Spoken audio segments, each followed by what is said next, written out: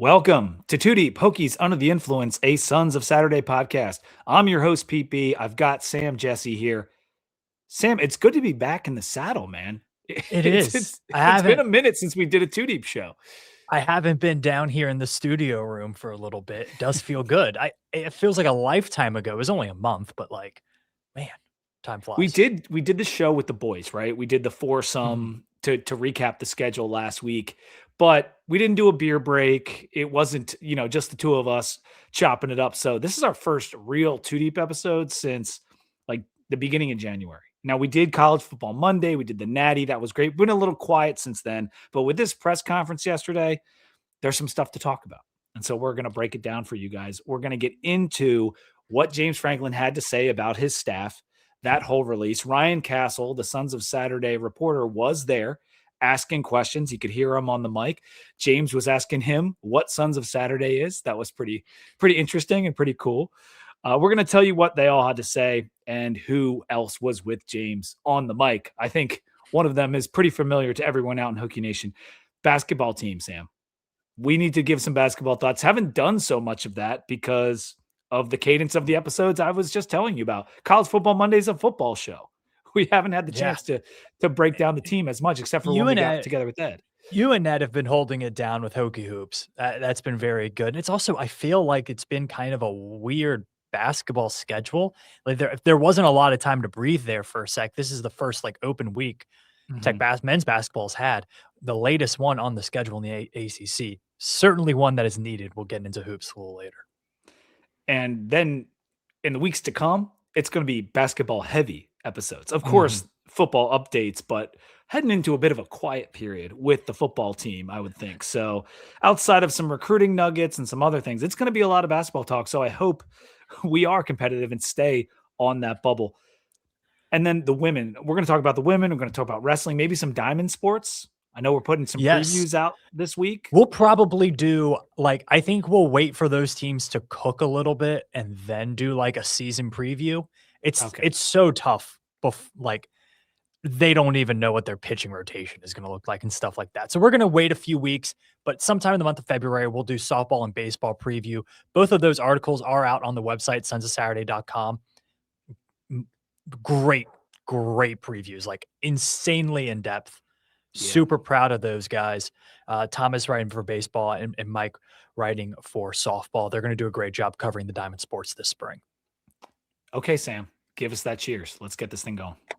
My cheers is to not one, not two, but being three deep, Pete, because that is the aim for the Virginia Tech roster, according to, this is still crazy to say, head coach James Franklin. Cheers. Cheers to a three deep. I don't have 3 beers tonight, but maybe we'll have to do an episode. I'm doing water tonight. Actually, I'm almost out of water.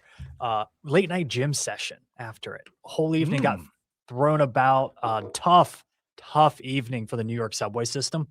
That sucks. It won't bore people, but I don't miss those days in DC with the metro being delayed. If you get home safe, you can't complain. True. But you know what? You were just on vacation in the islands and you're still getting after the gym. That's impressive. Always. You can't stop. I was in Jamaica. I did a Red Stripe beer review. That is on our Instagram page. Is it on YouTube? I don't know. I don't think it's on YouTube. It's on Instagram. Every ounce of cell service I had was spent just recording that video. Red Stripe. Interesting. A crazy story to the beer. I'll wait for a beer break, but I have a fun little Red Stripe factoid that we'll go into. Please like the video if you're watching on YouTube. It does very much help us out. And we're always looking for more subscribers. Gained a lot over this past football season and the Franklin transition. Please subscribe if you haven't already and follow us on Spotify. Big recruiting last week. Like that weekend where they were talking about 100 recruits were coming to campus for James Franklin and the weather was terrible, but it sounded like it was a success. We're not going to get into the nitty gritty of, that's a lot of more insider stuff, but there were a lot of talented guys, some number one guys in the state type guys that we are hoping that this new recruiting push under Franklin is going to bring us in that type of talent. Yeah, there are some really promising players in the state of Virginia coming up here in the next recruiting classes. So we've seen the transfer portal stuff. We've seen him bring over some of the guys that were committed to Penn State. Now he's starting with that blank canvas. And this is the true test of this staff's recruiting chops. It's not this transfer portal or the guys from Penn State. It's going to be this next Mhm. high school class. Very true, because they were talking about that. There was an article, I think Rivals did an article or ESPN, maybe both, and it was talking about the new recruiting approach with James Franklin. And what one guy was saying, he was on a podcast with David Hale, and he was saying, like, yeah, it's great. You got all these Penn State guys. Now, how do you do the next part? And Mhm. that's the challenge, right? Because James Franklin was able to get those guys to commit to him with the Penn State backing and then kind of throw us in at the last second. Now it's all Yeah. Virginia Tech. Mhm. Yeah, I mean, that So, logo and the facilities does a lot of the work for you. yeah. So, this is a challenge. It's gonna be a challenge for him. I have faith in him though, and it comes across when we heard from him yet again when he speaks. It's hard if you're a recruit and that guy's talking to you, the way he speaks and presents himself, like I get why he's an ace recruiter. Like I do. It's pretty obvious after you see him in these press conferences. There was a press release that came out just before the press conference itself. A couple observations from the press release where it listed the staff members. First and foremost, Pry is the DC and he's coaching the linebackers. Now, that Mhm. was suspected, but that was official once we got that press release. And Nick Perry was the last coach hired. He is going to be the cornerbacks coach. Last year, he was the Arkansas DB coach. So now he's just coaching corners, and that moves midget over to safeties, correct? Mhm. Yes. Yes. Okay. Any other observations from that release that you saw? I know you were talking about maybe some roles for certain coaches. Yeah, I think I am really happy that Virginia Tech is becoming a little bit more, like, I would say, modern in their coaching staff in terms of having run game and pass game coordinators. I think that's, like, a pretty massive step forward. So you'll have, Norvell McKenzie, who came over from Georgia Tech, running backs coach, did a phenomenal job. First off, he is listed as assistant head coach, Mhm. which I think is a little bit higher of a title than we thought we would get, but obviously he's proven himself more and more. He's listed as run game coordinator as well. I think that's not something we thought we were going to see. We talked about it with Eugene Chung, actually, who's current Hokie great, currently offensive line coach and run game coordinator at Delaware State. And he talked about Mhm. how useful that was in the pros, and they brought that to the college level at Delaware State. And they're talking about, hey, it's so useful to have that because now you can almost like divvy up the responsibilities and then talk to each other. Here's how this pass play relates to this run play and how much it's helped them off their offense at Delaware State and how much it helped in the NFL as well when he was with the Kansas City Chiefs. So, and in the Eagles as well. So really great stuff there. And we have those pass and run coordinators on both sides of the ball. Anthony Midget, who I Mhm. mentioned is the safeties coach, he's the defensive pass coordinator. So maybe a little bit higher in status than Nick Perry, who comes over. So you have him in that role. And then Sean Spencer is the run game coordinator on the defensive side. On the offensive side, who is the pass coordinator? I Is think it's it just Danny O'Brien, Danny O'Brien? Okay, that who's makes the sense. the Yeah. quarterback's coach. I think they're just going to have him kind of do Him and that Howell as in some well. Him combination. and Hal do that. Yeah. Hal will be coaching tight ends as well, which is Of going to be a course, pretty right. important position at Virginia Tech since we decided to make the entire team out of tight ends. So I, I, I really like how it's coming together in terms of where they're slotting these guys. Everyone seems a little bit more specialized. I don't feel like Definitely. there's the Yeah. coach that has 3 or 4 responsibilities right now. Even Brent Pry is the, defensive coordinator. I would hardly say he's the only. This isn't a Bud Foster defensive coordinator style role. Like, this feels very collaborative on the defensive side of the ball. And And he he's has able a to big role focus. in recruiting as well. Yes, and I think they're able to divvy some stuff up here that they weren't last year. one of the issues with the Brent Pry tenure and quite frankly with the Justin Fuente one as well, excuse me, was they felt like they were all over the place as head coaches. Like Brent Pry was like he wanted to be a defensive coordinator, linebackers coach, but he said in his press conference, pretty bluntly, "Hey, I didn't feel like I could actually help because I had so many responsibilities somewhere else." Yeah. So he True. doesn't do that. And now I think it's really exciting to see him be able to be so focused on linebackers and focused on just the defensive front seven in general. I think you're really going to see the best out of Brent Pry as a coach. Yeah, and we'll get to more on that in a second. Fontel is listed as the offensive recruiting coordinator, Vic Hall as the defensive recruiting coordinator. So more specialization titles for certain guys on staff. Last note on the release was the Hokie holdovers, as I'll call them. In addition to Matt Moore and Fontel Mines, who we've talked about plenty in the past, Brian Christ is back as an analyst for the defense. Wasn't he with the quarterbacks before, Christ? I think so. Yeah. Yeah. But he's back. Jared Ferguson is back as an assistant Mhm. on Chuck Losey's strength staff. I think that's Can we list awesome. out the full assistant director of athletic performance football, Jared Ferguson? Yes. Not to Yes, be, indeed. and don't you dare get him confused with the associate director of athletic performance for football, Assistant to the Alvin director. Furchwell. So we have an assistant director and an associate director. Jerron Gouvier Winslow back as an assistant Awesome. safeties coach. He was kind enough to come on our show a couple years ago, and I got to talk to him at PK's like after all the transition was going down, and I asked him like, "Are you going to be like interviewing to stay on?" He's like, "Oh, absolutely," and I'm glad that he's still here. Pretty cool for him. Cam Phillips back with Fontel at wide receiver.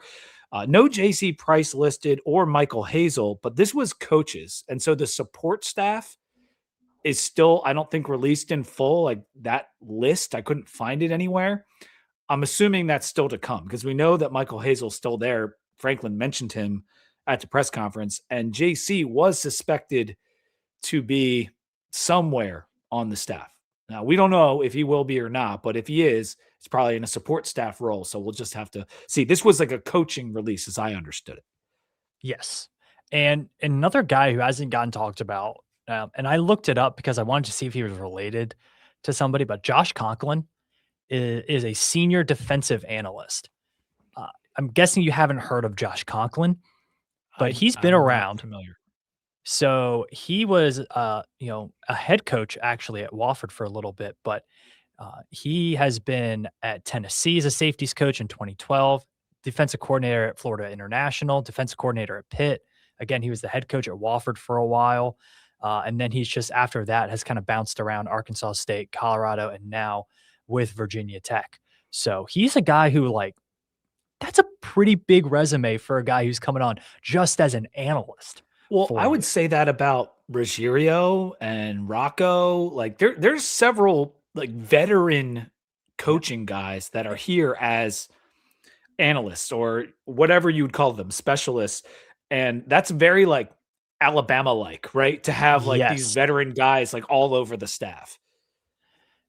Yeah. I was looking to see if he was related to Jack Conklin, the offensive tackle for the Browns, but I don't know if he There's a is. Philadelphia comedian named Joe Conklin who does great impressions. Very like Maybe they're all related and they're just incredibly talented. But no, like Ruggiero, I mean, it speaks for itself. The dude was a really good offensive coordinator for well over a decade in the Mhm. ACC.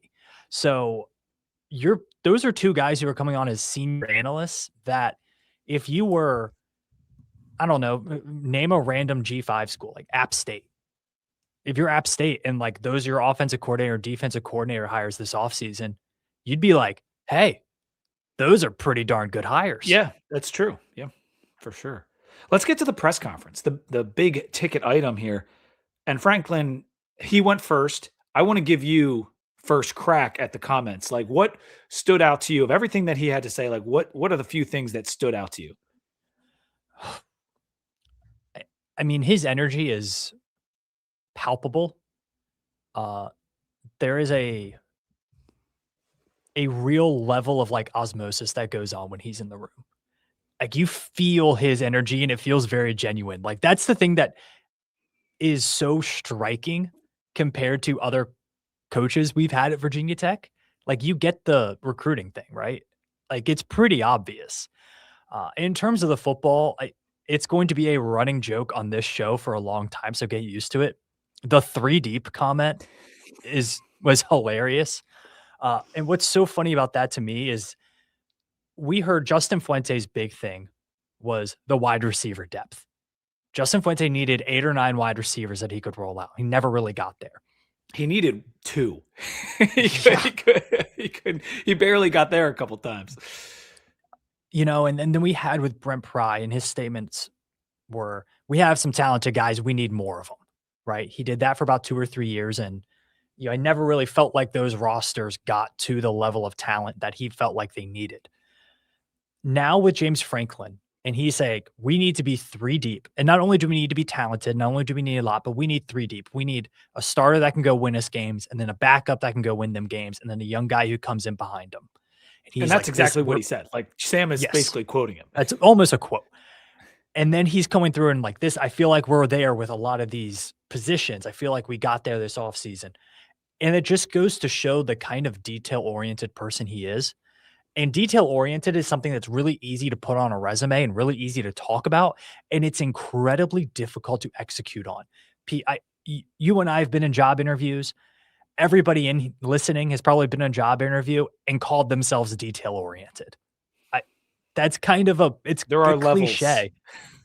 And then what do we get with James Franklin detail-oriented? We get, hey, we're going to make sure the practice facility has heat because our guys need to be somewhat warm in order to practice to their full abilities. If the press conference starts at noon, it's starting at noon. And if it ends at 1, it's ending at 1. The microphone is going to work. Oh, I loved the microphone part. The microphone thing was hilarious. Buzzing. Like, that would bug the shit out of me. And I'm so glad that he was just like, is someone going to fix this? Someone just fixed it immediately. Obviously, that person doesn't have a microphone in front of them. So James Franklin is like, what's your name? Silence for a couple seconds. Awesome. And it goes about it. He's like, it's off now. Good. Like, it was beautiful comedic timing. The energy, you're right. Like, the energy from Franklin is it's such an interesting energy because it is positive, but it's also like, it's intense. Like, it is just very intense. It does seem like somebody doing a caricature of James Franklin. Sometimes. Yeah. It does. On the 3 deep thing, works. Go for it. Yeah. He said that we didn't have it at any position when he got here, and now he thinks we have it at every position. So that's a vast improvement if that's what you're talking about there. Okay, I'd love to see it. I hope so. And I like the way he explained it with the 2 guys that can play, that kind of thing.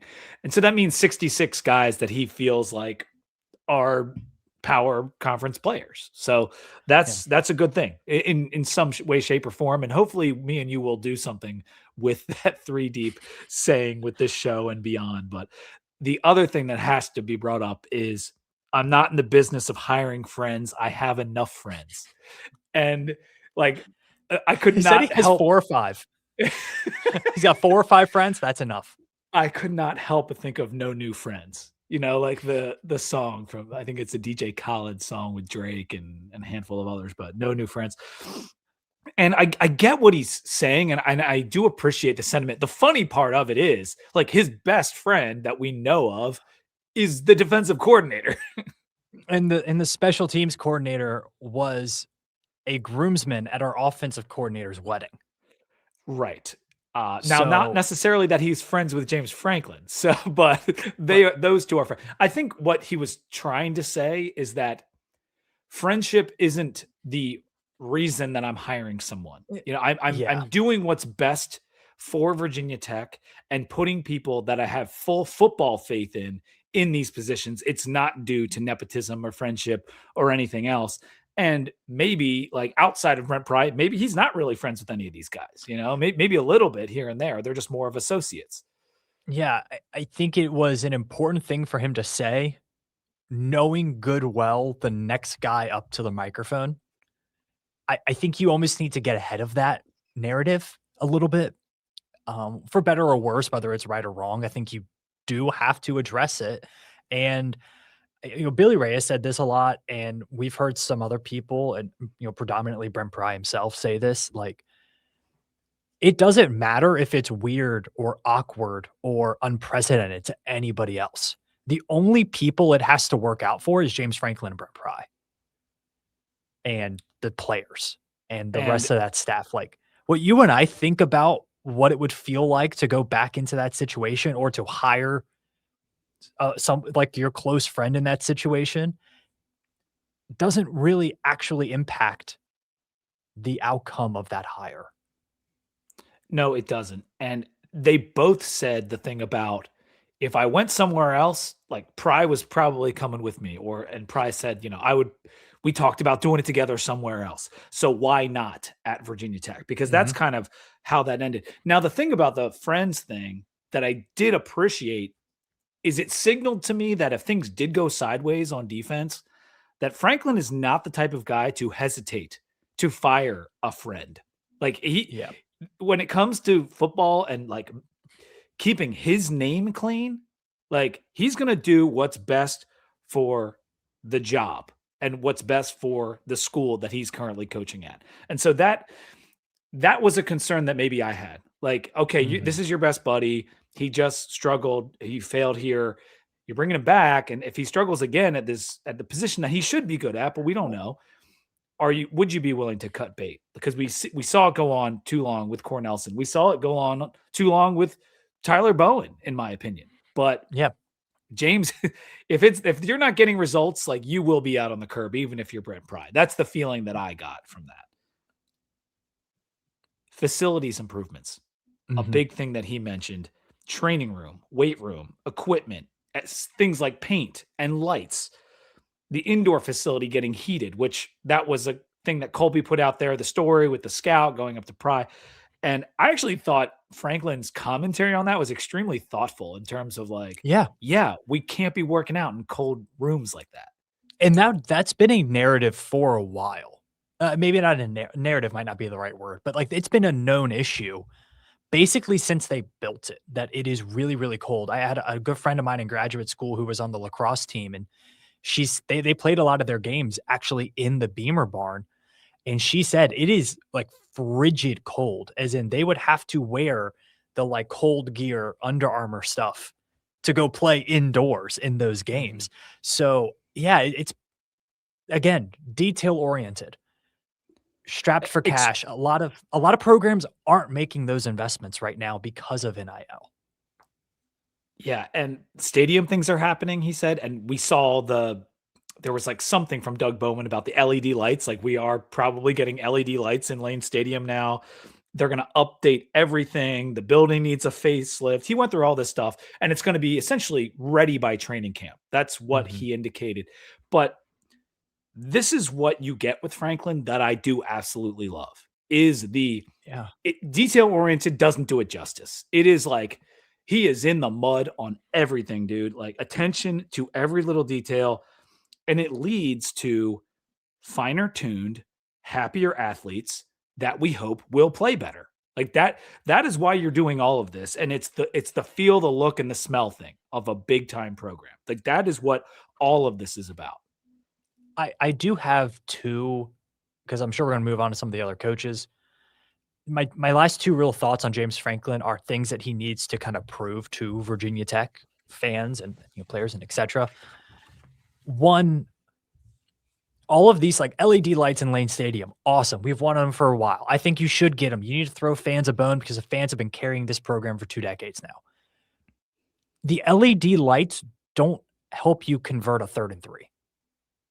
They don't help you make a kick. They don't help you, complete a pass. Well, maybe they could if it's good enough lighting, but you get my point. Like they don't actually impact the I game, totally right? understand. Yep. These things are great. The issue with Virginia Tech football right now is the numbers on the scoreboard, not the other things. So again, they're great. I'm pumped. I'm excited. I'm not getting ahead of my skis because we're putting lights in and we're putting in a heater in the Beamer barn. The other thing is he is yet to address what a big time program smells like. I thought they were going to ask it the other, like Andy. I think it was Andy. They were like this close. We need to know. I need to know what big time college football smells like. We Is it need a that candle candle. scent? We Is need it a to make Yankee a candle candle. scent? We should make a candle. It just smells like It just says sweaty big guys who time haven't program. showered and like microwavable hot pockets and frozen pizza. I put my stamp down on that. It smells like a Vegas hotel lobby. Like that. That's what it smells like. If you're watching on YouTube, drop in the comments what you think a big time college football program smells like. Yes, indeed. Before we move on to prize comments, I do need to bring up Ryan Castle, who I've already mentioned, but he got in there, said hello to Franklin, and asked about the leadership in terms of the workouts that he's seen so far. And James expressed that he hasn't really had enough contact with the current players to make an evaluation on that. Like he's obviously talked to them and seen them in different places, but I think it's been go, go, go, recruit, all these administrative things. Like I don't think he's exactly what he said. Like he's not in the workouts watching these guys day in and day out. But the comment that he did mention was from Aiden Green saying that the air just feels different here or something, or smells different, something like that. Yeah, It was I feels, not smells. I'm yeah, getting mixed up. the la the last real chokehold the NCAA has on college football is the schedules that head coaches are allowed to keep with their players, with recruiting, and like with how practices are ran. That's kind of the last thing that they really enforce hardcore. And so, yeah, I mean, James Franklin hasn't had a lot of face to face in practice time with these guys. It's been mostly like team meetings and things like that. Um, I think he Yeah. was talking about holdovers from the leadership council. I'm not exactly sure who those guys are. Aiden Green, I know, is one of them, but a lot of those guys are gone. I assume Kamari Copeland is, a guy he's probably talked to or on some sort of leadership council. Um, would love it if Grunkemeyer, your quarterback, was part of that as well, but I'm not sure. So, Well, that's a guy that he definitely knows more about, yes. and amongst So some of the other Penn State guys. I would love to see one of these young guys really shine this winter and spring. I mean, there's so many of them. Like we're A going to Tech need holdover or a Penn State guy or both, or it doesn't really matter. anybody. They're You all just Hokies now, Pete. you, They're all you want to Hokies see now. anybody be good, Sam? Anybody. I want to see somebody be good. No, we're going to need a young player step up and be a vocal leader. Like we don't have that many older guys with playing experience and leadership Mhm. on this roster. Like there just aren't there. It's a very young roster. So somebody's going to have to step up who's a freshman or sophomore. Certainly. And some of those guys that we brought in are some of our most talented guys. The Mhm. young either transfers or the guys right out of high school. Like some of those guys are super talented. Let's get to Pry. Started right off, good to be back. He looked refreshed. His commentary was much different than the last time we saw him behind a podium, kind of with his tail between his legs. He looked comfortable, and he said he did a lot of soul searching, expressed how much Virginia Tech meant to him. That really came across. And with Pry, there was never a doubt that he always seemed genuine. Even when he's thanking the fans, which became kind of a joke after games, like I did feel like it was always genuine. Like his commentary, and that's what I got here. The humility term came up a couple different times. It came up from Franklin and it came up from Pry with this. I thought, when Billy Ray and Ryan talked, and Ryan did a great job, like post presser thoughts about all this. Ryan was like, genuinely, I don't know if I could do that. And I kind of thought to myself, I was like, I don't know if I would. I think I would cut ties. No matter how people treated me, like no matter like I think I I don't know I how think I would it would be handle hard that. for me too, Sam. And I don't the know. family part of it makes a difference because he did say I had to talk to my wife and my kids. My family loves it here in Blacksburg. We love this community. Like they like the high school. Yeah. And so we can't really put ourselves in that position as two guys without kids, let alone high school kids. But there's been a lot of coaches that get fired, and very, very few have ever been in this position. in college Yeah. football. And so it I is extremely unique. and we should also mention, Brent Pry was as blunt as you're gonna get somebody in this situation saying this, but, you know, he was talked to and offered by a lot of other schools for defense coordinator positions. Like, he flat Big out said he was schools. like, he was offered big schools offered him. Like, I would imagine I threw out 2 today in our group chat, but, like, Tennessee and Illinois both knew about midseason that they were going to make a defensive coordinator change. I would not be shocked if one or both of those schools reached out to him. Like, that's the level of programs that I think were probably knocking on Brent Pry's door to come be their defensive coordinator. So to me, it's not shocking that he had those opportunities, but to have those opportunities and still come back, I think is wild Yeah, in all it the is right ways, wild. but it's wild. And it kind of in some ways it's like, okay, I could get a job somewhere else. I'm choosing to come back here. And that kind of like in at least in your head, it's not like I'm going back and I'm ashamed or whatever. It's like, no, people want me and I'm choosing this because it's the best situation for me. I know who I'm working for. I feel comfortable with them. This is all stuff that he said.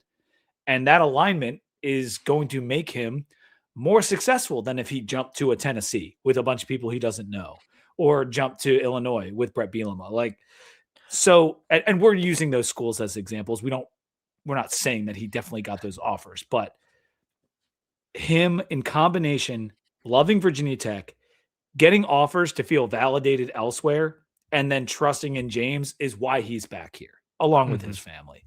And he said there's no bitterness, like, which again, you were fired by the Yeah. AD that is still the AD. And Do for you him, there's think no bitterness. So he's like you said, this would be tough, right? This would be really Yeah. tough to stomach. But I think for him, like he's always been accountable, right? He's not the type of guy who's Yeah. not going to be accountable. And he knows like there were things I could have done better. Maybe this wasn't the right role for me. It went south. And so Witt had no choice but to fire me. And so Do you there's all these recognition things that are going on. Yeah, I was gonna say that, like, do you think that made it almost the fact that it so obviously had to be done, do you think that made it maybe easier on the 2 Yeah. parties? I mean, Like, if you this know was you're a getting fired when it's 31 nothing against ODU. You know that. Yeah, I think so. I think that almost makes it easier, and he said it, and one thing that we were both really worried about is when Brent Pry goes and sits down in living rooms of recruits or when he's on the phone with guys in the transfer portal, the question is going to be asked, "You just got fired for a horrible performance. Why should I go play for you and not somebody else who hasn't gotten fired for bad performance?" And I do feel like he has that answer down pat and he genuinely like it's coming from a place of truth and not just coach speak. So for me, that is a real uh, kind of fear that I had with this move that I feel pretty good about now. And how about that standing ovation comment? That Love when that. they Yeah. brought Pry back into the room or whatever it was, and Franklin introduced him as the DC, like the team gave him a standing ovation. Again, not a guarantee when things weren't all copacetic after It was Vanderbilt and ODU. Like the locker we were room, not roasting marshmallows by the campfire singing Kumbaya. That no, this was was not Clater Lake. no, this wasn't no Clear Lake. They can't ever bring the team back to Crater Lake. They can't do it. They gotta go to Smith Mountain or Do they gotta something go to else. like Gatlinburg or something I like want them that. to go tubing. I want them to go tubing down They the go New River. tubing. So defensive style question. This was an interesting one. I thought it was a good question. What kind of defensive style are we running? And he said it's going to be 75% of what it was at Penn State and Virginia Tech. I'm assuming prior to Cephas. Like Mhm. the Bud Foster, Brent Pry-ish defense that we're used to, it's going to be mostly that, but with ideas coming from Spencer, Midget, whoever else on the staff to help Mhm. him. So it's going to be familiar, which is kind of nice from our aspect. Yeah, I think the Sam Cephas experiment is one that was worth the gamble, but clearly didn't pay out. And Mhm. so I don't know if he totally will you know, bundle that up and Kobe it into the trash can. But this didn't work, and he only worked with Sam Seifkes for 3 regular season games. So I would not expect much of that holdover, if any at all. I think this is going to be a very Brent Pry, Penn State defense. And I don't know if there's going to be much else influence, at least on the defensive front seven. I think the defensive backs are still a bit of a question mark on what we're going to see out of them. Yeah. The thing that got me fired up was the line about the 40 plus sacks 5 years straight with him and Sean Spencer working together.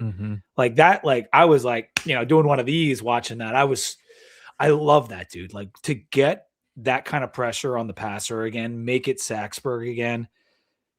It's awesome. And Coach Chaos is arguably, the biggest coup of the coaching staff. And we didn't get to hear from him, but to hear them talk about him a little bit, it does make me really excited. And you can tell that Pry, and you referred to this earlier, is ready to be back in this role, wants to be back coaching ball, as Franklin said, and not having to deal with all the other stuff. And that Franklin said he's like the most energized coach on the staff right now, which is kind of funny, but like he's kind of been reborn, I guess.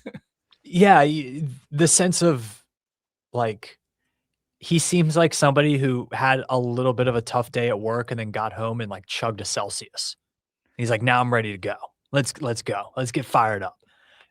I think it's going to be really, Red really Bull important. vodka, something like that. Yeah, that's probably better. Like a double Red Bull vodka to get the night going. That's what he feels like. Or maybe a nice rally there at like 10:30 p.m. Yes, sir. I do think it's going to be really important for them to get off to a good start defensively because of all the young players and because of all the new faces. I just feel like this is going to be a program, especially on the defensive side of the ball, that's going to be very vibes driven and energy driven. And the talk in the offseason is all great. Everybody's winning the offseason. There's only a handful of programs right now that aren't winning the offseason. So when we get into the season, I think having really good performances against VMI and ODU and Maryland, I know the caliber of those offenses aren't particularly great going into next year, but having good performances against those, I think is going to carry this team so far on the defensive side of the ball. Yeah, for sure. Let's talk about Howell. Ty Howell, offensive coordinator. First question was about his vision for the offense, and he went into like explosive plays and limiting turnovers and how do you do that? And he expressed being offensive line friendly, which I guess makes sense considering his background, and of course, QB friendly and building around those two positions. I did really enjoy from him when he said, like, what can our players do?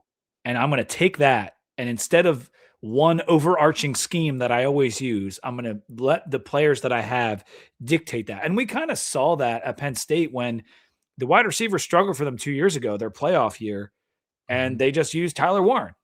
And so they had a ton of explosive plays that season. They just weren't to the wide receivers. The explosive plays comment, interesting. Can I pull some nerdy stats to you real quick? So this is coming from Parker Fleming, statistician. You might know him as Stats of War on Twitter. This is part of his latest Substack article. In 2019, the average FBS team generated an explosive play on 15.4% of its drop back passes and 13.7% of its rushing attempts. However, in 2025, just 6 seasons later, those numbers fell to 14.7% and 12.8%, respectively. That's a pretty sizable drop right there for just 6 seasons and no major rule changes or anything. And he kind of goes on throughout that article. Article's not the right term, study, why that's happening. And explosive plays are the most directly correlated to winning plays in football that don't include points, right? Obviously, teams that score the most points win. Offenses that have explosive plays win at a really, really high clip. And so you're seeing less of those in college football, but more coaches are trying to get to them, which I think is really fascinating because every offensive coach now is talking about how important explosive plays are and how they want to have that as part of their offense. And yet we're seeing less of them in college football. So it's going to be a challenge for him to be explosive with this offense because let's face it, they're going to run the ball a lot. They're going to play action past the tight ends a lot. And the receiver room is vastly unproven outside of Aiden Green. So it's going to be very, very difficult for Virginia Tech to be an explosive offense this year. Well, Brown brings an element of explosiveness. Quayshawn Brown, Queso Brown. That is true. Queso Brown. And we're hoping that Aiden Green takes a step forward, but I totally understand what you're saying. I think you did a thing about their stats at Penn State when Aller was the quarterback 2 years ago and how much above average they were. That year, they were like elite of elite on offense. The other years, they've been like above average. Mm-hmm. I just think having the quarterback that you can trust in Gronk, and Ty Howell did talk a little bit about him and the familiarity, I can never say it, with him, O'Brien, and Gronk all together, and keeping that together, that is huge for us and is probably the piece of this entire new regime that I am the most excited for. Like us getting Gronk, keeping his OC, keeping his QB coach, like after 1 year, he's only played a freshman season. Like this is so exciting, and the promise for the future is all there. So Ty Howell, like, I know it wasn't the flashy coordinator that some of us were expecting, but what we're seeing with James Franklin on the entire staff is it's more about using the knowns. I'd rather go with the known than a big name unknown. Yeah, there's very little risk taking in this staff. Very little. It seems that way. It seems that way, and that's fine as long as they perform, and I think that they will. Like I really do. Like you've got a quarterback. You've got an OC who's worked with Franklin for 6 years. Hal said it like 5 different times. He said, like, I've worked with Franklin for 6 years. Maybe they're not friends yet, but he's been working with him for 6 years. And then you got we should ask that like in October. But like, so you guys friends yet? Because Franklin said, yeah, sometimes I become friends with guys after I've been working with them. So hopefully him and Hal are working their way there. But he's taking a step because he was the co-OC. He wasn't the only OC at Penn State. So this is a step for Hal, but he has good guys to lean on. The Ruggiero piece, the Rocco piece, as we already talked about, he said he's going to lean on those guys. That's great. He said, I don't know everything. I just want to find the best way. And a lot of what he had to say, like, not that you can take everything from a press conference and you shouldn't, but again, a guy who seems genuine, a guy who seems like he's not always thinking he's the smartest guy in the room. He knows that he can learn from others. Like these are the kind of people you want around. Incredibly humble is what I got from him. And Ruggiero is really interesting hire for Virginia Tech. And for those who don't know, we should probably say this, we keep mentioning him. He was the offensive coordinator at Wake Forest for over a decade, from like 2012 to 2022, something like that. When they were very good. Like he was Sam Hartman's offensive coordinator. They won the ACC under him, like really good. I am wondering if we're going to have a little bit of like Jerry Kill at Vanderbilt going on here, where he's almost like a shadow offensive coordinator in the background. Not to say that Ty Howell can't do it, but you almost are having two guys there, and you're having somebody who's really pulling some strings behind the scenes to get the offense going. He was at Wake Forest for a decade, 2014 to 2024. And then he was an offensive assistant over at Iowa this past year. But yeah, he invented that slow mesh concept. Best offensive season in decades at Iowa this year. Very true. Very true. So yes, I'm hoping for that Jerry Kill. I mean, Clark Lee gets so much credit for the turnaround that they've had. And I'm sure, Pavia is a huge part of that, and he gets a lot of credit too. But like Jerry Kill I still believe he's the engine. And I want to see what Clark Lee does when there's no Jerry Kill and no Diego Pavia. Like, that's what I want to see. Well, they have the number 2 quarterback in the recruit in the country. 5-star is going to be their starter. So that'll be interesting for the Commodores. As for Ryan, when it came to Howell, he asked a question saying, how do all the new players impact the approach to, I think it was spring practice? And he was asking like, how do you do this with all the portal guys, all the new freshmen coming in? Like, how does this impact the way you're able to practice? And Hal basically said, we have to build out the culture, what the values are of this program, how like bonding. Like that's really what it was. It was Claytor Lake esque, Claytor Lake, baby. but no, We're like going team back. building, foundations, like making sure in terms of the plays that he's not putting too much on them all at one time. He's chunking it, as he put it, and I like you're not going to have a cohesive team unless the guys know each other, like each other. Well, they don't have to necessarily like each other, but they have to they want to have to battle for each other. And that does You don't take gotta like each other. time. You gotta love each other, though. Right. Exactly. Yeah. Exactly, Sam. I think it is so incredibly clutch to be bringing over Hal, O'Brien, and Grunkemeyer, that trio, because if you didn't and you're starting at like square one, what some fans don't understand is there is really not that much on-field practice time from the beginning of spring practice to the first game. There's honestly not a ton of practice. Like you have 1 month pretty much to figure it out before you kick off against VMI, because spring practice is very agility, individual drills, like fundamentals practice. There's a little bit of installation that goes in, but it's your bare necessities. Having those guys, and they have the terminology down, they have the basic playbooks down. They have even, some of their checks and audibles that they probably have figured out. All of that is so clutch for this team, especially Mhm. with all of those young players, because now you can spend the time with Grunkemeyer. Let's figure out our timing on those slow mesh. Let's figure out the timing on those routes. Let's figure out your wide receiver speed for deep balls. All of those things that you can now start to really work on heading into spring ball and summer ball before you get to fall camp.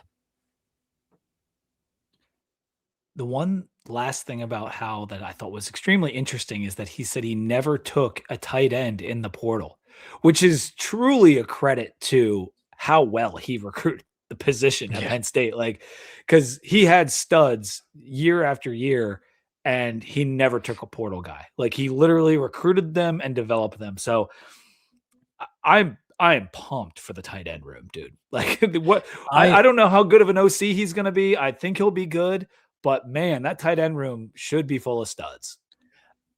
I think you're going to see some big time numbers from our tight ends, like big time. Like it would not surprise me if a tight end breaks a significant record at Virginia Tech next year. Would not surprise me. Okay. Bucky broke Mike Burnup's record, right? And like that was kind of cheating because Bucky was I Bucky have didn't to really go play tight end. I have to look this up, but like Burnup had the record for a long time in terms of like receptions or something from tight ends. And then Bucky came along. This new era, Luke Reynolds, uh, Henderson, who's the young Peterson. Is he the tight end? Yes. Like Yes. these are the guys that could be the next Mike Burnham, the next Bucky Hodges, which the next Ryan Malik, who was a guy I loved from back in the day. Mm-hmm. All right, Doug Shearer, last guy we're going to talk about, last guy who spoke at the press conference, special teams coordinator. He was the one that was in Howell's wedding. They were buddies from being graduate assistants together at NC State. He's inheriting John Love. He's inheriting a long snapper and Christian Epling. So that's a good start for him. He was a character. In the article that Ryan wrote on Sons of Saturday, he said he kind of had like a McVay-esque manner of speaking, like a very like quick, energetic manner of speaking. And I enjoyed what he had to say. He was talking about just different aspects of special teams and how honored he was really to be being considered for the Virginia Tech special teams coordinator, and that like all the history, and he was running through guys' names. That was one of the coolest things about the entire day is like the way he felt about being offered by Virginia Tech. Like he Mm-hmm. really wanted the job. So I thought that was really cool. I did too. And There is still an aura around this program when it comes to special teams, and I think it's one that has started to slip a little bit in the last 3, 4 seasons that would be really clutch if Virginia Tech gets back, because I think the perfect marriage to the run the ball offense, playing good defense, you also need the special teams aspect of it. You need the field position, you need the explosive plays coming from the third unit, and they did a really good job of this at UConn. And something else that I don't think has been mentioned as much, we don't normally think of UConn as football culture haven, but that is a program that was so bad, people were like, "You need to move down to FCS. You're that bad." Now, they just won back-to-back 9-win seasons. He's been part of a culture shift in a program, and a pretty drastic one, and now he's coming into a building that just went 3-9 last year and has aspirations to win 8 or 9 games this year. So I think having somebody who hasn't been at Texas A&M and Penn State, who hasn't been, at Penn State for the last decade, somebody who's Right. kind of been at a program that sucked really bad. And let's be honest, this program sucked really bad last year. So, like, having a guy who's been through that and knows what that quick turnaround looks like, I think could be really good, especially if he's working with some of the younger players who are going to be getting snaps on special teams. I'm pretty confident he'll be better than our last special teams coach. You, hey, I had to get something in there on that. And we also have Wood and Shepard, two assistants that will be helping Doug Shearer on special teams. I did love the part when he was talking about his history. Someone asked him, "How did you get involved in special teams?" And he said, Paul Pasqualoni, who was at Syracuse and coached Donovan McNabb. Like, Paul Pasqualoni was one of the more underrated coaches in college football, in my opinion. He said it was the last thing that he had left because Paul moved down to UConn, was working there, and Doug needed a job. He's like, "Well, we need someone for special teams, so you can go." And he's been in special teams ever since. So I thought that was pretty funny. But he's created, like, an expertise at it, and now he's at Virginia Tech, one of the schools most known for special teams. So pretty cool for Doug Shearer. Happy to have him on board. Any other staff notes? Any other press conference notes from you, Sam? Before we move on to some other sports. no, I think we're good, man. Okay. Okay. Well, that was a lot of fun, and probably some of the last biggest news we're going to get for a little while. We will have winter workouts, hunger drills as they used to be called. I wonder what they'll call them now. And then spring practice starts in about a month. So it's going to be coming sooner than later. We're going to be doing our spring practice updates with whoever we got out there. We've done it with Colby in the past, done them with Coach Holmes in the past, and then we'll be at the spring game. So hopefully this can tide people over, but we'll be hitting you with recruiting updates and all that stuff over the next couple months. As for who's One last bringing you thing on this show, football. sure, go ahead. Right before you get into the ad read, I don't want to interrupt that. Bucky Hodges has the 3 highest receiving yards totals for a tight end in Virginia Tech history. He got 691 in 2016. That is the school record. Somebody is beating that this year. Oh, Somebody's getting 700. that's a take. I mean, it's got to be. Well, I guess it could be Benji, but Benji or Reynolds, I guess. And all right, Yeah. Two Deep is brought to you by Compass Coffee. Compass Coffee was created by two Marines who just wanted to make a cup of coffee that pointed you in the right direction every day, kind of like a compass. And they are all over Nova and DC. The code 2DeepVT is still rocking and rolling. They're making some changes over at Compass, but the coffee is still phenomenal. Their Waypoint blend, Sam, is my favorite. It's the dark roast. It I've been having it like the last 2 weeks. It is so freaking good. Go to compasscoffee.com or use their app and use code 2DeepVT to get your discount. I think it's 20%. It's great coffee. It doesn't have to be complicated. That is their slogan. Compasscoffee.com. Doesn't have to be complicated. 2DeepVT is the code. That's also the code for Roback. You can see that on your screen. Sam, you wanted to talk about beer. You mentioned Red Stripe earlier Yes. from your vacation. I had a Red Stripe beer review. Obviously, Red Stripe is not a notoriously delicious beer. It is a beer meant to just you're meant to have 6, 7, 8 of them, something like that. Red Stripe originally brewed in Illinois, fun fact. Uh, but it was brought into Jamaica after it didn't really work in the United States. They started brewing it in Jamaica. Didn't really have great sales. They started to make some inroads into the United States, especially in Southern Florida, where there was more Caribbean influence. However, they had a bit of a PR issue when in 1989, the cargo ship carrying most of their shipment from Jamaica to the Port Miami was busted by the Coast Guard for having a ton of marijuana on it. Which yeah, but then The early lore, 90s Sam. came around. Early 90s came around, reggae became more popular in the US. Americans started learning who Bob Marley was and all that stuff. And with that came a lot of Jamaican food and beer, and with that, Red Stripe. So that's kind of how Red Stripe became a thing in the United States, even though it was originally brewed in the United States. That's pretty interesting. Now, so you're saying UB40 is responsible for the explosion of Red Stripe in the United States?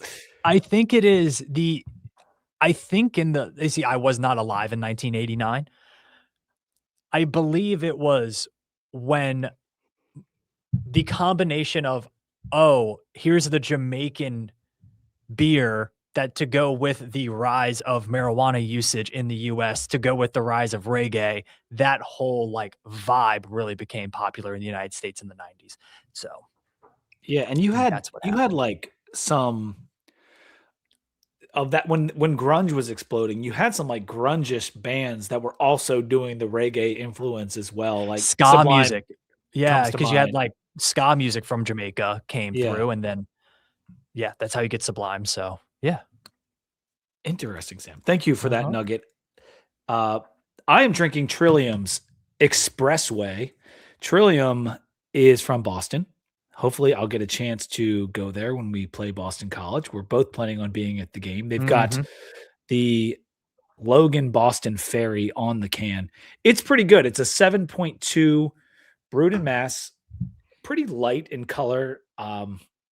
It kind of drinks that way, if that makes any sense. It's kind of got like that lighter feel and maybe like not as heavy and not as sweet as some of the other hazies. It's not my favorite beer, but Trillium always makes a good product. I am enjoying it. I'll probably give it a 3.75. The Trillium Expressway from Massachusetts in Boston. So I also wanted to mention something about dry January because we're done with January now. So a lot of people are drinking again. That's all good. I never really understood dry January. I'm not looking down on anyone that does it. My wife was doing dry January. I think some of the boys, Sons of Saturday, were doing it. Coach Holmes. Why would you want to take the worst month of the year and That's a also combine it with not yeah. drinking? I think it is like, if anything, you want to be like dry June. Well, I've got something. This is my Okay. theory. So dry January tired. Wired, Uh-huh. dry Super Bowl to St. Patrick's Day. Okay. Because I know that that's not the best month, but I do think it's like a little bit better. You've made it through all the football season, so you don't have to be dry for the NFL playoffs because that sucks. True. Uh-huh. So Super Bowl's over. You have a big Super Bowl party. You tie one on Monday. You go dry, and then by the time St. Patrick's Day comes, you're drinking again, and you're good for the summer.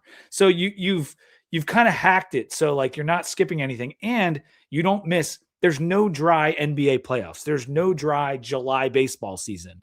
You know, That's like true. it's a good window to get it in between the Super Bowl and St. Patrick's Day. That's what I did last year. I like that. I'm Yeah, also my New Year's resolutions, if I make them, I always try to do things that will take me a year, like that I can't just like stop. So I think the dry January is it works for some. I think some people just like need the reset because some people drink really heavily over the holidays. holidays are Like tough. that Yeah. mid-November to the end of the year, some people do go pretty hard. So I get it from like a reset standpoint from there. The other thing that's tough for me is my birthday's in January, and Yeah. your birthday is tomorrow. Tomorrow. Yes. Happy birthday. Happy early Thank birthday, you. Sam. By the time you Thank hear this, it'll be By Sam's the time birthday. you So hear this, I will be at work. on my birthday. Send him a message. Hey, at least it's a Friday. That's a good birthday day. It is It a will good be day. 2 degrees in New York, but hey, it's your birthday. Yep. Um, -13 wind chill. but that's why the Super Bowl plan works for you too, because you get your birthday in, you get Super Bowl, which I feel like it's an early Super Bowl this year. Do you have a It is. favorite this weekend? I think I'm going Seattle. I am going Seattle. I think I'm going the over as well.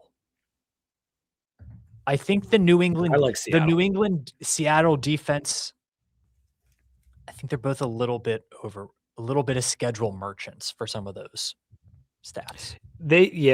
Yeah. I mean, that the Patriots, it's been joked about a lot, is that their route to the Super Bowl was a little on the easy side, but hey, they won the games they had in front of them. Uh, a rematch of the Malcolm Butler ending Super Bowl Mhm. several years back. Let's talk some basketball. Hokies dropped to 16-7 when they lost to Duke last week. They are 500 in ACC play, a perfect 5-5, and they are off during this week. NC State at noon on Saturday. We're less than 48 hours away from that. Sam, I get to talk about the hoops team a lot. What's your overall feeling on the team? Like, I won't make it as simple on you as like, do you think we're going to the tournament? Like, what do you feel like? What's your mood on the team? How are you feeling about the guys?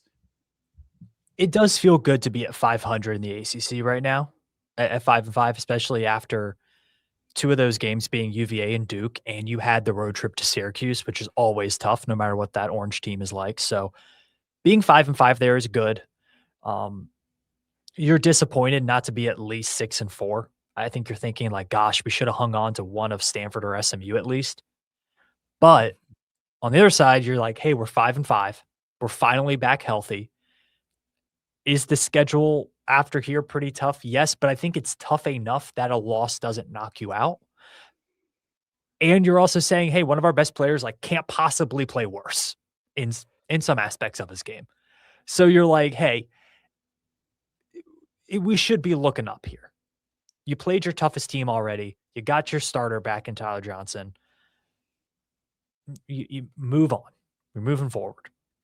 And the week off is really necessary for that Crazy star that late you're this talking year. about in terms of Neo. He has been shooting very badly since the Cal game. It got so bad in the Duke game in terms of the end of the game, even though the margin wasn't so big at the time, the fans grew a little frustrated. We heard a few boos for Neo, and Ed and I went into to detail about it on Hokie Hoops and our opinion on it. And we're not going to police the fan base. We understand why they're booing. Neo came Yeah. in with very high expectations. I mean, 9 of 52 from 3 in ACC play, 10 games in, is pretty atrocious. 9 of Do you 52? Yeah. Is that right? Oh my gosh. Yes, 17%, 9 of 52 in ACC Damn. play. I knew it was 17%. I guess I hadn't really thought about the macro 9 number. of 52. Yeah. Oh my gosh. Yeah, that's bad.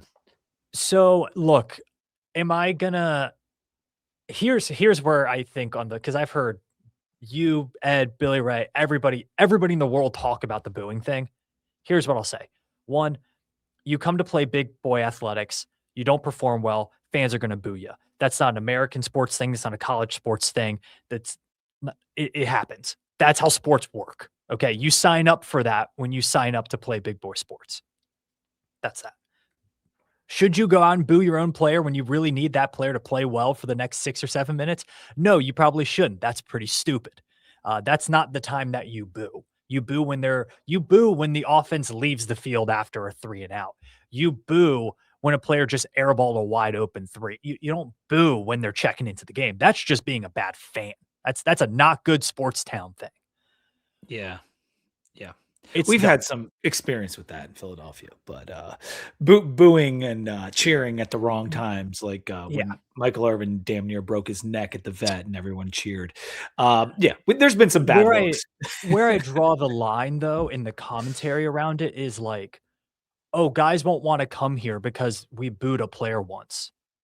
Like, no, that's not No. how that works. That's not how that works. Like, don't tell me we're not going to get a football recruit because we booed a player at a basketball game once. I don't like that. I can't get behind that rationale. I think that's taking it a step too far. You can't blame the fans for every issue in the athletic department. And I think at Virginia Tech, we have a tendency to blame the fans for everything. The program doesn't have enough money because the fans don't donate enough. The fans aren't showing up to enough games at basketball. The fans aren't doing this. The fans have too high of expectations. The fans have too low of expectations. The Oh, fans dude, that cheer shit too hard. happens all the time, I especially during mean, the Fuente era. That was I got called like at the a end of the bad fan Fuente being era, yeah. it was people were like, actually, the players are getting too hype after Enter Sandman. Like that was a narrative after. So for me, I'm tired of the fans being blamed for everything. I understand booing Neo right there is really, really stupid. Both of those things can be true. Neo's a Yep. big boy. He can handle it. He's going to be fine. He'll be fine. He's going to have a game like he had against Providence. And I'm Another game telling like you, that. like his legs, we talked about it with Ed. Like the shots are coming up short. His legs are tired. He's playing more minutes than he's used to. He's still a young man who I don't know what they do in Europe. I know he's been playing pro, but like the AAU circuit from a conditioning standpoint and all the games that you play, like I feel like it's different. And I don't feel like he's used to playing this much basketball. And his shot is coming up short. So the week off could very much help. But his problem shooting is a microcosm of the entire team because really no one but Jaden Shoot can shoot. Like the team is shooting terribly. They're 207th in field goal percentage in the country. So getting Tyler Johnson back, someone who was shooting about 40% from three before he got hurt, and that is one of our best defenders and has good size. And you don't need to run a play for him. He just can score the ball. It's huge. We can use his fouls instead of having Hansberry foul and Gerdak foul. Like there are so many aspects of getting Tyler Johnson back that are good. And we're going into this NC State game on the road, and NC State's a good team. They're not a great team, and they're a very good offensive team. And I think the way they play basketball, and I talked about this with Ed, it's a better matchup for us than some other ones in the ACC. And I think on KenPom, their offensive rating, which is adjusted for everything, is currently 18th. That's behind Louisville and Virginia. So we've played offenses like this, and obviously it's behind Duke, who's like 4th in the country. So Tech has played offenses like this. They have a really high ceiling as a team. Their floor is also like pretty bad. Like they have stretches of play where they do not look particularly great. And if you look at some of the better teams, they were 0-5 at one point versus quad one. They're now at 3-4, but one of their quad one games is at Wake Forest, and that's hanging on by a thread, right? So one of the reasons this team has a high ceiling, they're not great though. That ceiling comment, they're a 3-point shooting team. And that is what that ceiling comes from, right? They're 7th in the country in 3-point shooting. When they're not shooting as well, they're a lot more beatable. And we have tremendous 3-point shooting defense.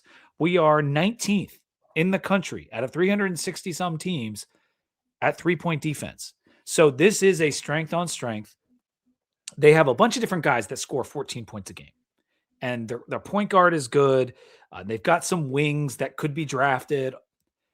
But Toby, Johnson, Gerdak, Hansberry, like we can match up with these guys. We absolutely can. The Ben Hammond defensive problem in this could be an issue. I want to see how Mike uses his rotations, but yeah, I do still like the matchup. What we do well on defense is what they do well on offense. And I think them being a slightly less good defensive team is very good for us who has been struggling on offense. I'd agree. I think this is a game where Tech can also clean up on the boards a little bit. NC State has some athleticism, but I was just watching that SMU game, which, by the way, the guy for NC State had 16 assists in that game. It was unreal. Copeland? Yeah. And they, at one point, they were like 8 of 10 from 3 in the second half. Like they were just making it rain. And that was still a very close game at the end. they really do struggle on the boards, especially defensively. Like there will be offensive rebound opportunities for this team. It is going to just come down to outside shooting. If Virginia Tech has for them, above average shooting game and NC State doesn't, then I think Tech wins the game. I think it's that simple. If NC State shoots 35+% from three and Tech does kind of what they've done all year, I think you're in danger of like kind of getting blown out of that building, right? Because that's the style of play NC State plays. They're going to score a lot of points there. Exactly. There is a lot of variability to this matchup, but we're coming off a full week off. They played SMU at SMU, and they won, but they played at Yes. SMU on Tuesday. I like the matchup.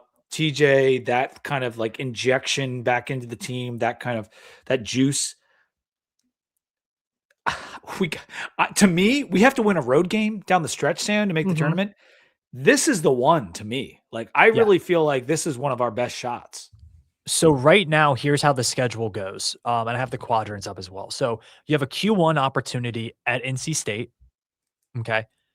Then you have a Q1 opportunity at Clemson, Q3 versus Florida State, Q1 at Miami, Q2 versus Wake Forest, Q1 at UNC, Q3 versus Boston College, and then you end it with a Q1 at UVA.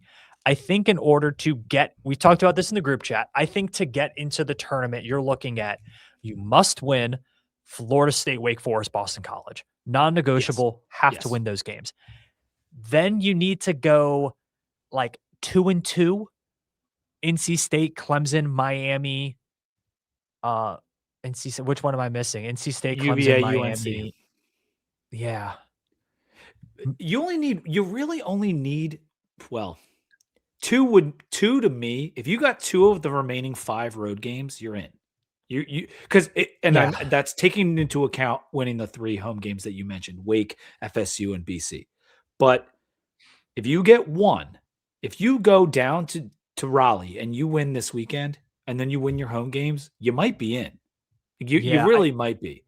But if you get 2 roadies against what is going to be Q1 teams, you're definitely in.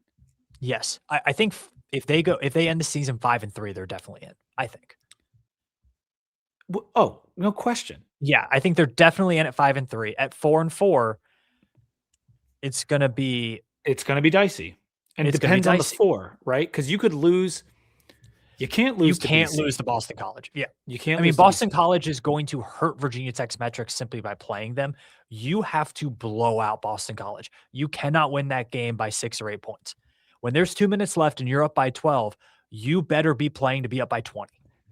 But here was what I was going to say. If you beat BC and you beat FSU, but you lose to Wake because Forbes, for whatever reason, has Mike Young's number, that would be kind of a shitty loss.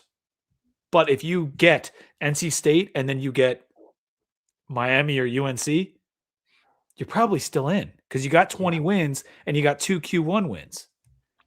But we don't want to do that. We want to win our home games. We've already lost 2 home games. And I think, too, I look at this schedule. I think Tech should feel good about Florida State. They should feel good about Wake Forest. Obviously, feel good about Boston College. And now, like, if you were to break it down even more and say, between NC State, Clemson, and Miami all on the road, can you go 1-2 in those games? Can you win one of those? You have to win one of them. You have. Right? If you don't win one of those, then you're not deserving of going to the March Madness, right? Ed was saying that he thinks Miami is the most winnable of like the last 5 roadies. I think so too. I was more on NC State. The system, a little bit to start the season. My fear with Miami was that like I hate playing down there. Like I just don't think we play well in that building. But they're probably the worst team of those road games left is the Miami team. But I don't like that venue. I think we've had a little bit better luck in Raleigh. But either way, last night we did get a couple good results. Seton Hall lost. There was another one. New Mexico lost. That was good. For the bubble. Providence beat Butler in overtime, so Providence is not having a good season at all. Yeah, St. Joe's has won like 7 in a row. Nice. Yeah, they've been on a tear. as of late, and they play George Mason next. George Mason did lose to Duquesne. It was kind of a shitty loss, but George Mason and St. Joe's play each other this weekend. So we're going to get one of those teams is going to get a little bit of metrics in their favor. I think we want it to be George Mason because that's one of our better wins, but yes, Mason a having a great team, season. Yeah. A team to really root for is Colorado State. We need to hang on to that as a Q2 win. Yeah, I know. And they're flirting with it, man. Yeah. We need to hang on to that. Let's talk about the ladies. 18-6. And I say that way because we just lost to Notre Dame a little bit ago as Sam and I are recording here.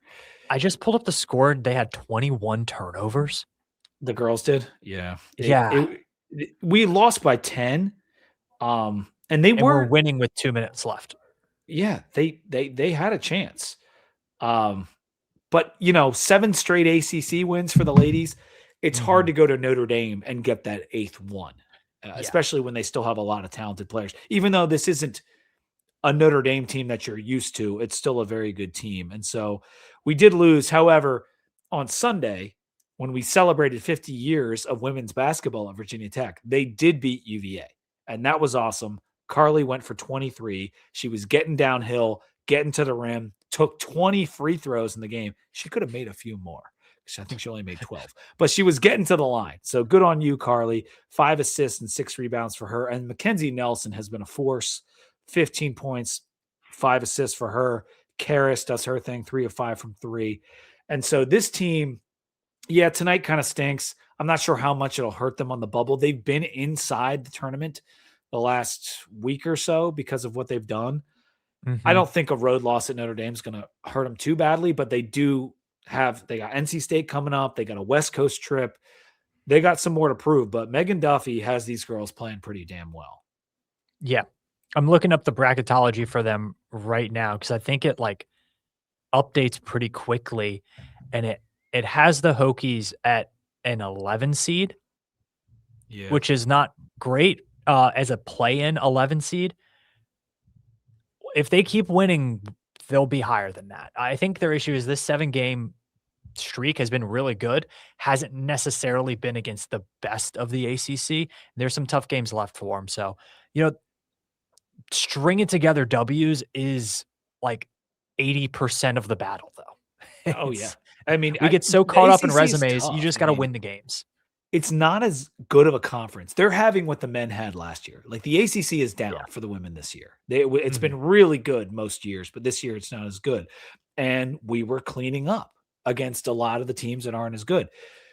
NC State, that's going to be a tough game. And then those Cal and Stanford games on the road, it'd be nice to split those.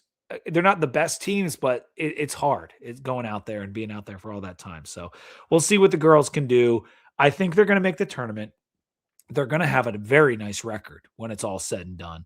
And beating UVA is always nice. Fun. So always gotta love that. Last thing I want to talk about is the wrestling team, Sam, because they beat NC State. They're a top team yet again. They took down a top team in Raleigh last week. Ventresca faced Vincent Robinson for the 4th time in his career in a top 5 matchup at 125. 4-0 is what Ventresca moved to after that matchup. I think he won on riding time, but Vincent Robinson I think he's won a natty. And so that's a big win for Ventresca. That's helped us because we ended up getting 6 wins on the night, 4 losses. We got a major decision at 157. We won over the number 5 wrestler in the country at 149. Sasso won a close one, 11-10 over top 25 or number 25, I should say, Patrick Brophy. And we always like beating NC State. They are our rival when it comes to wrestling. They're extremely good program. So getting that win is huge. We are now 8-2 as a team. We are 7 or 8, depending on what ranking you want to look at. 3-0 in the ACC. We have UVA tomorrow, Friday night. I think that's on ACC Network. It might be on Extra. And then UNC next Friday. And then Oklahoma State is coming to Castle on Sunday, the 15th, the day after Valentine's Day, 2 p.m. And that one is on ACC Network. Oklahoma State's number 3 in the country. and they're coming to Castle in the middle of February. Like, that is freaking awesome. That's awesome. Are we gonna get a top 5 matchup? I saw Tech is, like, 7th in the country right now. Are we gonna get Yeah, a top 5 matchup there? we could. It's so hard to move in those rankings. It really is Yeah, 'cause because guess most of them don't lose. a lot of them don't. Exactly. Yeah, so, yeah. I mean, This isn't it a w natty year for Tech. We know that, like, we're kind of, like, building for next season, but I'm very impressed with what Roby's done again with yeah. guys like that I didn't know that came in. Uh, I think it's Seidel and Gage. Like, there's a I you know I knew a bunch of guys, and then, like, guys have moved on, and Caleb Hempson's sitting out, but, like, they're still doing it, dude. This program is just Roby has something going here, and with Bassett and the transfers they're gonna bring in most likely in the offseason and the hitman coming back, we will legitimately have a chance at a natty next year. It's gotta happen eventually, Pete. You know, if monkeys typing Shakespeare, alright? It's I am gotta happen disappointed eventually. though, because I wanted, like, this year's in Cleveland, and we had discussed it because, like, you're a Cleveland fan. Like, if we were making a real good run at it, like, it'd be really fun to go. But we might have to put off the trip to the Nationals until next We'll season. wait. Hold, Yeah, hold. Also hold. give a shout out, softball team, the Diamond Queens, 1-0 on the season, a huge win at South Carolina, a team that was in the super regionals last year and ranked number 13 or something like that to start the year. Pretty highly ranked team. Got that 8-4 win there in Columbia. They'll have another couple of games Nice. there before heading back to Blacksburg. So great start to the season for the softball team. Baseball will start next weekend. They have a homestand versus William and Mary. It always blows my mind how early softball starts and then how long it goes. Yes, it's kind of stupid. I think I don't understand why they don't just start in March and go through the summer because they It already play games after exams. So Those that's not girls, the like, issue. they work harder than, like, any athlete in the school. Like, There's like a it they virtually have a fall season as well for right. softball. It's It's n crazy. it's absolutely crazy, and they're playing in horrible conditions. Like, This is the first year, like, a lot of times Tech will open the season with, like, a road series at College of Charleston or, like, something like that. They're they not went doing that to, this year. Alabama or LSU last year, I think, something like that. Softball was at LSU, baseball was at Charlotte or something, which isn't that Yep. much better, but you'd like to think if it's a cold spell, you get a few more degrees in Charlotte, but Mhm, mhm. yeah, it's not ideal. I wanted to bring up Warren Ruggiero one more time, Sam, and this is why. Let's do it. I'm pumped for him. Jersey guy, that's where I Uh-huh. live now, went to UD, played quarterback. A Mhm. very famous quarterback was the quarterback in front of him at UD. Joe Biden. And Oh, was it not and Joe Biden? was recently in a video with John Gruden. Did you see that video? Where, Was like, that, John Gruden's grabbing him it was and shaking him, and Gannon? Rich Gannon. Rich Rich Gannon. Gannon was the quarterback at Delaware from 84 to 86, something like that. And Warren Ruggiero followed up Rich Gannon. So that's your little tidbit for the day. But I Mount thought that was pretty Rushmore cool. of Delaware quarterbacks. Rich Gannon, Joe Flacco, Ruggiero, Mini and Coochie. Mini Cooch. There you go. There you go. That's a foursome for you. That's all the quarterbacks we can name right now. But that's pretty much all I got for the show, Sam. This was fun. We needed to get this update out. The talking about the staff and everything it's exciting. Like, I am very Yeah, excited. You know, my trepidations with Franklin and some of the things going into all that, but, like, all the things that have happened off the field have been awesome. And he yeah, is I as someone who's, like, type A, too in the weeds on a lot of things in my life, I appreciate so much how, like, his grip is not loosened on anything. no, he is the most, like, pedal to the floorboard person I've ever seen. Yeah. And I'm going to take all the positivity and good news, Pete. Beggars can't be choosers. And I'm looking forward to spring game immensely. Absolutely, dude. And we will be together down in Blacksburg. We'll be doing a lot of fun stuff surrounding that, whether it's Spring Oh, yeah. Jam, whether it's a pregame show from Chicken Hill. We'll be letting you in on all the details as we move through, but we're going to be coming back to you soon enough. Until next time, please subscribe to the Sons of Saturday on YouTube. Please follow us on Spotify and Apple Podcasts and set us up for automatic downloads. And go Hokies. Go